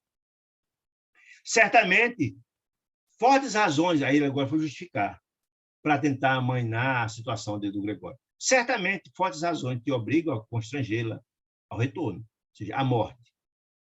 Você desejar matá-la, em outras palavras. Porque lhe armaste caprichoso caminho de morte. É impressionante, olha. Certamente, disse ele a Gregório, fortes razões você tem para desejar a morte e fazer tudo para matá-la, né? Porque ele armaste caprichoso caminho de morte, ou seja, uma possessão cruel para matá-la. Você tentando matá-la e sua mãe tentando protegê-la. Não te reprovo, disse Gúbio. Não te reprovo porque não cabe a mim julgar, disse Gúbio, com humildade, né? Cabe a mim acolher, não julgar ninguém. Nem te acuso de nada, pois nada sou, disse ele com humildade. E ainda que o Senhor Deus me conferisse algum encargo representativo, se algum poder de julgar, eu não faria, porque meu papel não é julgar, disse ele. Não me comperia a julgar-te. Não, aí mostra a diferença dos dois, né? Senão depois de haver vivido a tua própria tragédia, experimentando as suas próprias dores. Ou seja, ele disse claramente qual era o objetivo dele, que a mãe estava intercedendo, certo? Que ele devia ter suas razões para cometer esse fato junto a ela, certo? Não julgava, etc, etc. Mas que sabe, deixou claro que ele, Gúbio, sabe do plano trágico para matá-la, né? Aí disse ele, continua a argumentação de Gúbio. Sei, porém, disse ele, sei, porém, que pelo amor, que é o caminho, e pelo ódio do pretérito, o amor que une ele a Margarida, Gregório e Margarida, e o ódio do passado, e os graves, ela, Margarida, permanece intensamente ligada aos raios de tua mente. Ou seja, há um processo de simbiose, há um processo de ligação, um processo de obsessão, há uma ligação muito forte entre duas mentes. E todos sabemos que os credores, disse Gúbio, e devedores se encontrarão uns aos outros, tarde ou cedo, face a face. Ou seja, eu não estou lhe culpando, não estou lhe julgando. Sei que pelos os erros cometidos, cobradores e credores vão estar face a face. Ao mesmo tempo, ele está dizendo para Gregório que também ele está fazendo mal. Que ela fez o mal a ele, mas ele está fazendo mal também de volta. Que ele também está sendo devedor de alguma sorte para ela. Interessante isso, a mensagem, né? Entretanto, a atual existência dela na carne envolve largo serviço saneador, salvador. O que é que ele está dizendo com isso? Olha, foi traçado pelos benfeitores espirituais, inclusive sua mãe, um trabalho imenso de renovação e transformação dela, que ela está cumprindo, está se esforçando para renovar. Cometeu no passado, quem não cometeu? Mas ela tem intercessão de sua mãe, ajuda de sua mãe, visando a renovação e transformação que ela deseja. Desposou, disse ela, casou-se com o antigo associado da luta evolutiva, que te não é estranho, você conhece o marido dela, em outras palavras. ao coração e reinará maternalmente num lar em que devotados benfeitores organizaram formoso ministério de trabalho iluminativo. O que é que ele está dizendo? Você não desconhece que foi feita toda uma programação extraordinária de redenção para ela, que teve a participação de benfeitores espirituais, porque ela efetivamente está se transformando, deseja se transformar. Então, muitos benfeitores espirituais trabalharam para essa reencarnação dela, intercederam por ela, fizeram um casamento feliz com alguém que ajuda a seu erguimento, a transformação. Disse ele. Espíritos amigos da verdade, tudo é Gobi dizendo para ele. Espíritos amigos da verdade e do bem se preparam para receber-lhe a ternura materna. Ou seja, o que ele quer dizer com isso? Ela, quando for mãe, vai receber espíritos elevados para ajudá-la, no sacrifício de ajudá-la a soerguer, a se transformar. Esses espíritos serão quais flores abençoadas pelo orvalho celeste, ou seja, que vem com o papel de ajudá-la. Quais flores abençoadas pelo orvalho celeste? Em caminho de preciosa frutificação. E qual é o fruto? A transformação do coração de Margarida. Que coisa mais linda, né? Olha, você não desconhece que ela está se renovando. Ela veio com um projeto sublime, traçado pela espiritualidade maior, que apoia, que intercede por ela. Inclusive, muitos espíritos nobres se disporam a ser recebidos como filho por ela, para ajudá-la nesse caminho. Olha que coisa interessante, né? E você está vendo um mal desse, tentando evitar que ela se renove, se transforme, inclusive contra os esforços de sua própria mãe. Essa é a argumentação. Né? Aí disse, continua aqui. Amigo, tarará, com as flores, tarará, vale. Venho-te, portanto, essa é a minha missão, disse ele. Venho, portanto, Gregório, rogar-te, pois seja suavizada a vindita, a vingança cruel. Ele não está pedindo para ele desistir dela, porque ele jamais desistiria na qualidade de julgador implacável. Não. A estratégia é suavizar a vingança cruel. Nossa alma, disse ele. Aí começam os recados fantásticos. Aí disse, olha, você sabe, Gregório, que a nossa alma, a minha, a sua, de Margarida, todo mundo, por mais impassível, mais dura, modifica-se com as horas, com o tempo. É a lei do progresso, é a lei universal, e você sabe disso. Você sabe disso. Em outras palavras, você também vai mudar. Olha aí a mensagem sublimada. Né? O tempo, Gregório, tudo devasta, ou seja, tudo destrói e nos subtrai todos os patrimônios da inferioridade, para que a obra de aperfeiçoamento permaneça. Mesmo que a gente diga que não queira, mas isso vai acontecer. Nada é eterno no mal, não. Só é um mal temporário. Tudo progride, tudo avança.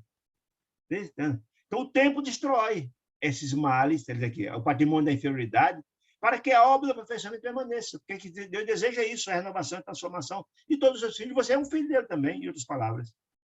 Olha, interessante. A matéria que nos serve às manifestações, qual é, gente? O perispírito, né? Modifica-se com os dias. E o céu vai se modificar também. O recado. Você também é um candidato a receber a luz, quer seja, que não seja. É que você não compreenda isso. Mas ela está a caminho. Em outras palavras, você vai se transformar. Nem que ele não saiba, esse processo já está a caminho. Por isso que Matilde mandou ele até lá. Gúbio até lá. Né? Olha o recado. E por mais invencíveis, olha aí o recado de novo, e por mais invencíveis que fossem os poderosos juízes, os dragões, os quais você obedece, não ultrapassariam eles de jeito nenhum, de nenhum modo, a autoridade soberana do Todo-Poderoso de Deus, portanto, que eles permitem agir. Os dragões permitem agir, são utilizados para um fim, em nome da corrigenda, dos mais brutalizados, que pela dor se renovam, a dor ensina a gemer, né? Afeiçoando-lhes essas criaturas, mais embrutecidas que estejam, e você também, por via transverso o recado, afeiçoando-lhes essas criaturas a tarefa do bem comum. Ou seja, tudo muda, tudo transforma, se você também se transformar. Por que Margarida não pode ter o direito de fazer isso, de se renovar? Apesar dos minutos, diz André Luiz, de expectação e silêncio caíram sobre nós. Ou seja, tudo isso que Gúbio falou foi uma bomba no coração dele, uma reflexão de reflexão, bomba no bom sentido. Um bálsamo, poderia ter dizer melhor assim. Porque ele começou a refletir, meu Deus, caiu em si. Ele que vivia entre as trevas não tem muito esse arejamento de compreensão. De repente, Gubi chegou com toda humildade, colocando com toda humildade esses conceitos que vão sedimentando gradativamente no coração. Você sabe que a mudança é muito difícil e é gradativa, mas tocou de alguma sorte. Nosso instrutor, André Luiz, dizendo, bem comum, tá? Apesar do minuto ser. Diz ele, então, que Gubbio, no entanto, longe de se desanimar, retomou a palavra, aproveitando aquele momento de reflexão, em voz súplice. De novo, voltou a falar com Gregório. Se ainda não conseguir ouvir os recursos, olha aí, interessante. Se você ainda não consegue ouvir os recursos de Deus, e ele, Gubbio, André Luiz e Eloy são recursos, são emissários de Deus, né? Se você não consegue ouvir os recursos interpostos pela lei de Deus, do Cordeiro de Jesus, que nos recomenda o amor recíproco e santificante uns para com os outros, é a mensagem de Jesus, não te surdeces, Gregório, aos apelos do coração de sua mãe. Olha aí que mensagem. O amor de Deus bate forte. Se você não quer ouvir, não está preparado para ouvir a mensagem de Jesus, visando a importância do amor recíproco, mas não se surdece ao apelo de sua mãe. Eu venho aqui em nome dela, pedindo apoio, pedindo socorro a Margarida, que é uma protegida dela. Olha que coisa interessante. Ele tocou. O amor de mãe é algo muito tocante. Eu não tenho como ignorar isso. Ajuda-nos, Gregório, a liberar a Margarida, salvando-a da destruição, da destrutiva perseguição que você está implementando, a sua vingança cruel. Ajuda-nos, porque você será cobrado por essa indiferença. Ajuda-nos. Não se faz imperioso, aí a estratégia para suavizar a situação do próprio Gregório. Não se faz necessário, imperioso, o teu recurso pessoal para ajudá-la. Não, não. Basta anunciar. Tua indiferença. Tua indiferença. Não dificulta a nossa missão. Sua indiferença seria isso. A fim de que nos orientemos com a precisa liberdade, que é a nossa missão. Em outras palavras. Diz que, então, o sacerdote riu-se sarcasticamente, contrafeito e acrescentou, observo que conheces a justiça de quem deve paga. Aí Gubbio comigo disse, sim, Gubbio disse, mas não concordou. Então, o anfitrião, contudo, Gregório, falou assim, moça, quem lavra, ele começou a justificar a atitude dele, quem lavra sentenças, quem julga, despreza a renúncia, especialmente aquele tipo de coisa, renuncia nunca. As sentenças são inderrogáveis. Eu não vou derrogar a sentença que eu pratiquei, que eu lavrei para ela, da morte, não sou eu que vou renunciar a isso. Entre os que defendem, justificando a argumentação dele, entre os que defendem a ordem, o perdão é desconhecido. A ordem, lei dura, etc, etc. A dureza dos conceitos, a dureza, a brutalidade. Aí disse ele. Determinavam os legisladores da Bíblia, quando eles eram, o Gregório, o legislador da Bíblia, que os arrestos e decisões se baseavam no princípio da troca, olho por olho, dente por dente. E aí a compreensão, porque efetivamente, sobre a lei mosaica, era baseada nos costumes dos homens de antigamente, da brutalidade. Nós sabemos que a lei mosaica é uma lei humana, né? Boa parte da Bíblia está lá, os conceitos do Pentateuco mosaico, né? De que a mulher que adulterasse era apedrejada em praça pública, está em conformidade com o que Deus pensava. Então, quer dizer isso. Naquela época, a Bíblia falava isso, então eu não posso modificar o meu pensamento. E já, entretanto, a gente tinha que compreender que a mensagem de Jesus era diametralmente oposta. Perdão até 70 vezes, 7 vezes. A mensagem de Jesus é diferente, que é a mensagem dos céus sublimadas. E aquela da Bíblia, do Velho Testamento, sabe, de acordo com os costumes daquele povo daquela época, da brutalidade, etc, etc. Né? Quer dizer isso. E já que me te mostras tão bem informado acerca de Margarida, que ele ficou surpreso, né? Poderás, em sã consciência, suprimir as razões que me compelem a decretar-lhe a morte? Gregório dizendo, se por acaso está ignorando que eu não tenho razões para matá-la?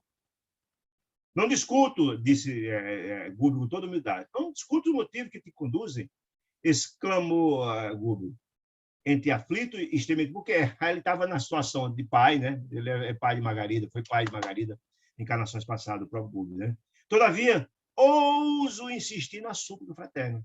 A você, a seu coração, Gregório, auxilia-nos a conservar aquela existência valiosa e frutífera de Margarida. Ajude-nos a ajudá-la a progredir, a evoluir, e vai mostrar a ele a importância dela crescer, como vai ser importante para ele e para o próprio Gregório. É interessante a estratégia, né? Disse ele. Ajudando-nos, eu, você e tal. Quem sabe, disse Cúbio. Talvez pelos braços carinhosos da vítima de hoje, que ela faça o processo de obsessão. Tu mesmo volta ao banho lustral da experiência humana, ou seja, reencarnará como filho dela. Quem sabe? Renovando caminhos para glorioso futuro. Essa mensagem foi interessante. Nem você, ninguém está imune à lei do progresso. Quem sabe ajudando-a, ela aceita recebê-lo como filho do seu processo evolutivo. Então, essa mensagem foi interessante, foi reflexiva, de renovação. Foi mais um pontinho a colocar no coração dele, que ele, com uma certa, se renovam. Sou filho de Deus. Qualquer ideia de volta à carne, para mim, é intolerável, gritou ele, contrafeito. Não obstante, esses conceitos estão lá, fermentando no coração dele.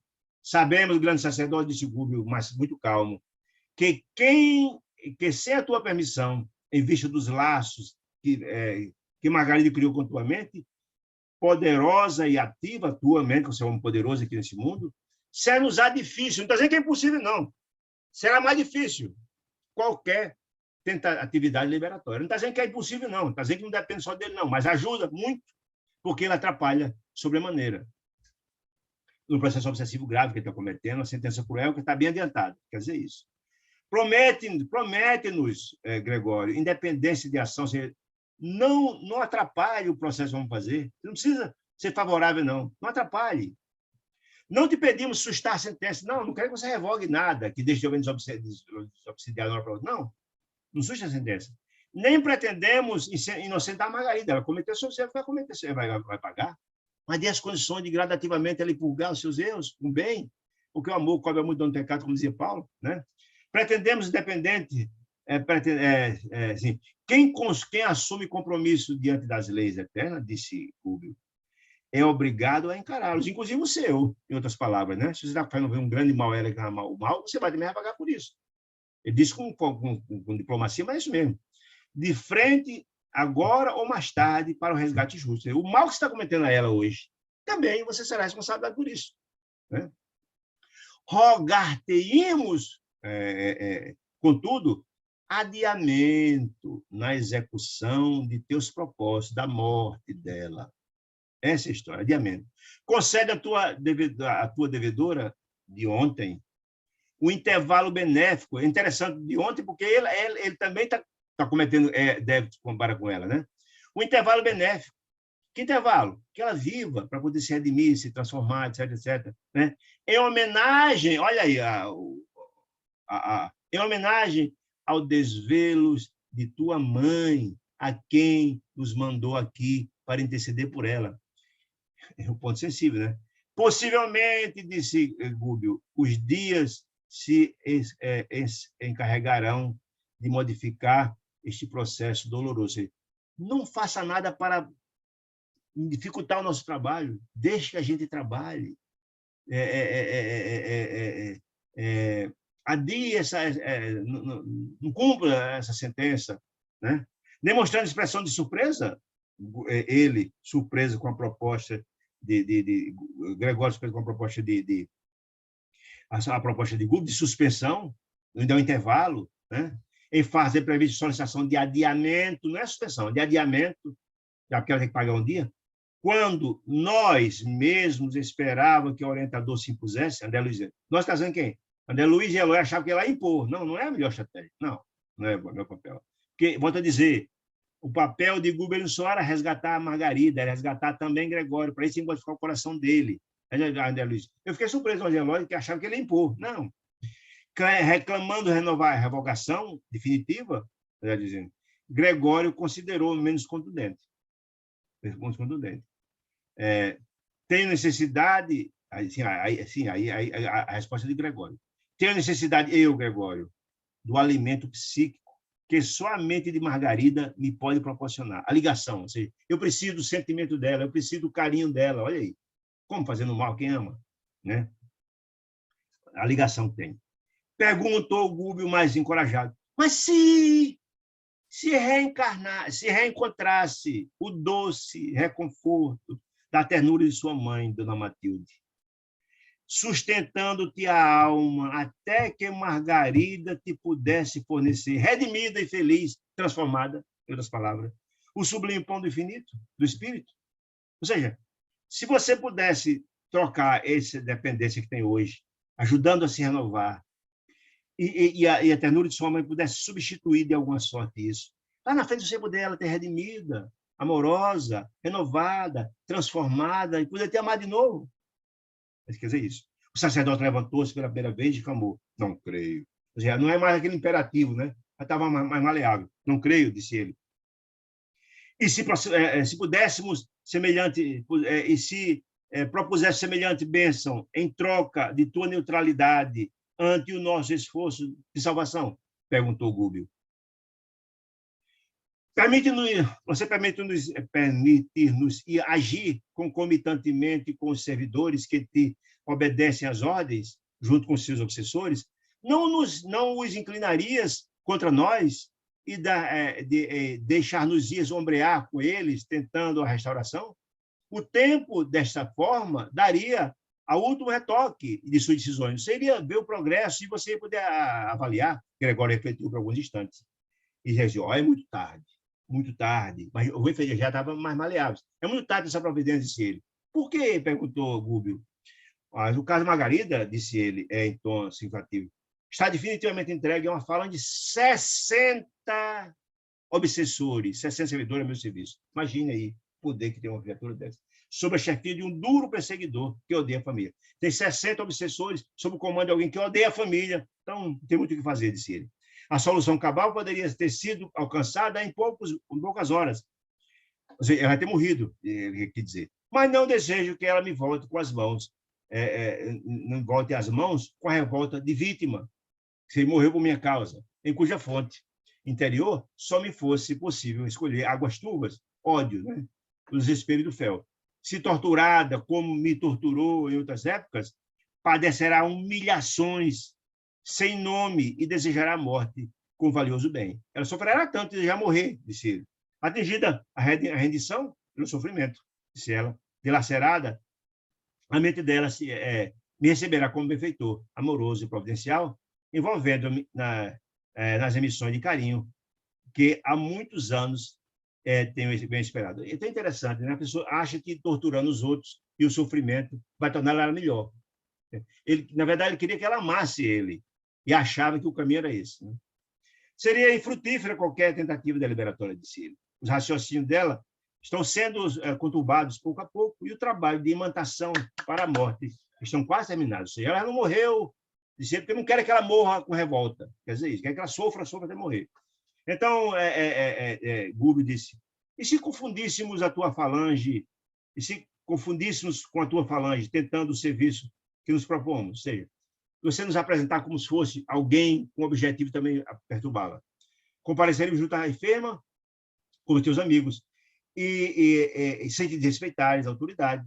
Procuraríamos a execução do programa que nos trouxe até aqui, testemunhando a humildade e o amor que Jesus nos ensina. Gregório pensava maduramente em silêncio, mas Gúbio prosseguia. Concordo, dá-nos a palavra de sacerdote.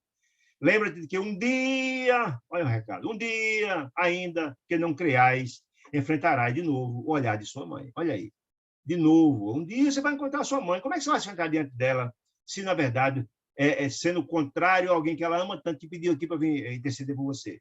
O interpelado, após alguns minutos de reflexão, ergueu os braços e asseverou: não creio nas possibilidades, vocês conseguiriam, estou tentando, já que a situação é muito avançada. Então, eu concordo com a providência a que recorres. Não interferirei. E aí foi o checkmate, sem dúvida nenhuma, que Gúbio deu. Ou seja, falou o nome da mãe, falou que um dia ela vai ter que encontrar a mãe, falou que se um dia ela se transformasse, iria poder efetivamente ter ela em seus braços de novo. Né? Em seguida, tentando uma campanha de modo particular, para que os auxiliares viessem, como que ser vencido da batalha, em que se pena na própria consciência, evocou a presença do certo Timão, que era um ser ignorante chamado Timão, que surgiu de repente e perguntou, como parecendo um carrasco, né? Dirigiu a palavra indagando Como é que é o andamento do caso de Margarida? Ao que o Timão falou, é ele que está no processo de alienação mental quase pronto, você está quase louco, né? Questão de dia, disse ele, para a segregação em casa de saúde, ser internado no hospício. Indicando-nos algo constrangido, determinou Gregório que o auxiliar, que Timão, de sinistro aspecto, nos situasse junto à falange, que operava ainda, ativa, na execução gradual do seu decreto de morte. Ou seja, para Timão, e vai se apresentar lá como sendo alguém que fosse ajudar a cumprir a sentença de morte. E aí o trabalho que Google fazer com sua equipe lá, no sentido de renovar e transformar os seus obsessores, uma tarefa fantástica, ainda ver a estratégia de Deus, como, na verdade, o trabalho é feito. Veja, quanta informação interessante, quanta informação importante, né? Como o trabalho é feito e a estratégia da espiritualidade visando a transformação a todos os seus filhos, mas erros graves que iam cometido, no caso a própria Margarida e o próprio Gregório, tá certo? Alguma dúvida, meus irmãos queridos? Se tiver alguma dúvida, terei o prazer em responder, se souber. Se não, queria agradecer a companhia amorosa de vocês, desejar uma semana de muita luz e paz e até a quarta, se Deus nos permitir. Muita paz.